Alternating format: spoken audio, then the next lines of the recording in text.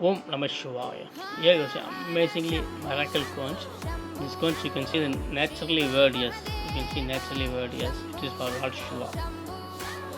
Naturally it's a Lord Shiva conch. You can see naturally word yes. It's also look like a natural snake here. By having this conch with you, all Ragu, Ketu, Dosa will be removed in your astrology chart if present. It's a powerful conch. You can see naturally word yes. Yes for Lord Shiva on this conch. It is collected from Indian Ocean.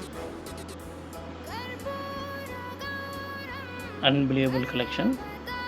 It's also looking like a natural snake. So having this conch with you, all Ragu, Ketu, Dosa will be removed if present in your astrology chart. It's an unbelievable collection, very unique collection. It's only one piece in the world. Om Namah Shivaya, Om Namah Shivaya, Om Namah Shivaya. It's a powerful puja conch. Naturally, you can see the image of yes in the conch.